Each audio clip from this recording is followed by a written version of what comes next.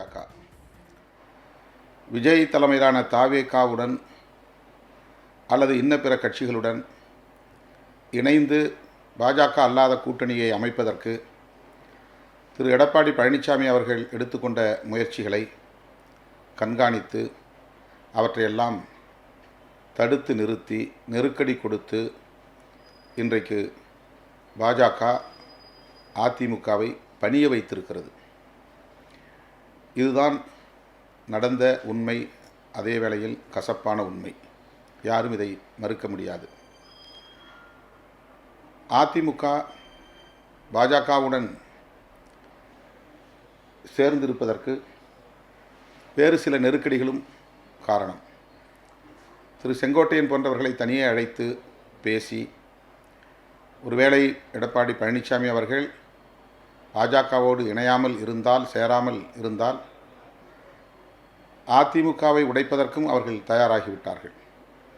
இந்த சூழலில் திரு எடப்பாடி பழனிசாமி அவர்கள் நிர்பந்தத்தின் அடிப்படையில், அழுத்தத்தின் அடிப்படையில் பாஜகவோடு கூட்டு சேர்ந்திருக்கிறார் என்றுதான் நான் கருதுகிறேன். இது பாஜகவுக்கு பலனளிக்கும், அதிமுகவுக்கு மிகப்பெரிய பின்னடைவை உருவாக்கும். ஜெயலலிதா அம்மையார் தான் சந்தித்த கடைசி நாடாளுமன்ற பொதுத் தேர்தலின் போது மோடி அவர்களுக்கு நேரடியாக சவால் விடுத்தார். மோடியா லேடியா மோதி பார்க்கலாம் வாருங்கள் என்று அழைப்பு விடுத்தார். எந்த காலத்திலும் பாஜகவோடு அதிமுக கூட்டணி வைத்துக்கொள்ளாது என்பதை உறுதிபட தெரிவித்தார். அவர்களோடு ஏற்பட்ட கசப்பான அனுபவங்களை பொது மேடையில் விவரித்தார். ஆகவே பாஜகவோடு கூட்டணி சேராது என்று உறுதிபட தெரிவித்த ஜெயலலிதா அம்மையாருக்கே இன்றைக்கு துரோகம் இழைக்கக்கூடிய வகையில் அதிமுக இந்த முடிவை எடுத்திருக்கிறது. இது அதிமுகவுக்கு பலனளிக்காது. பாஜக இரண்டாவது பெரிய கட்சியாக வருவதற்கு இந்த களத்தை பயன்படுத்தி கொள்ளும்.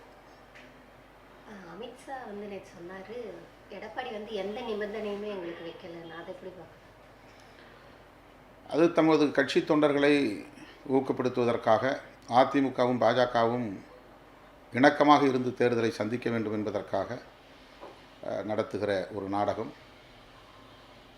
ஓபிஎஸ் அவர்களையோ, டிடிவி தினகரன் அவர்களையோ, சசிகலா அம்மையார் அவர்களையோ அதிமுகவில் சேர்க்க வேண்டும் என்கிற நிபந்தனைகளை பாஜக செய்யக்கூடாது, விதிக்கக்கூடாது என்கிற அந்த நிபந்தனையின் அடிப்படையில் தான் எடப்பாடி பழனிசாமி அவர்கள் பாஜகவோடு இணங்கி போயிருக்கிறார்.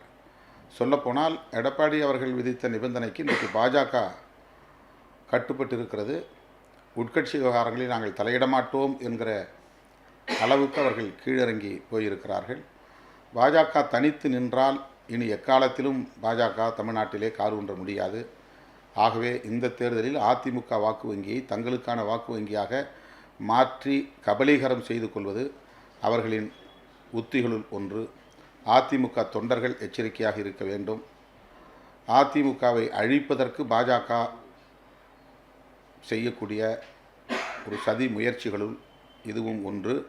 கூட்டணி ஆட்சி அமைப்போம் என்று சொல்வதன் மூலம் அவர்கள் ஒன்றை உறுதிப்படுத்தி இருக்கிறார்கள். அவர்கள் கூடுதலான இடங்களில் போட்டியிடுவார்கள் என்பதை உறுதிப்படுத்தி இருக்கிறார்கள். அதிமுக அதற்கும் இணங்கி இருக்கிறது. அதிமுக கூட்டணி ஆட்சிக்கு இணங்கி இருக்கிறது என்றாலே அது தன்னுடைய பலவீனத்தை ஏற்றுக்கொண்டது என்றுதான் பொருள். பாஜக தன்னுடைய பேரத்தை உயர்த்தி இருக்கிறது என்றுதான் பொருள். ஆகவே பாஜக அதிகப்படியான இடங்களில் போட்டியிட்டு அதிமுகவின் வாக்கு வங்கியே தனக்கான வாக்கு வங்கியாக காட்டிக்கொள்கிற தோற்றத்தை உருவாக்குகிற ஒரு உத்தியாக இதை கையாளுகிறது.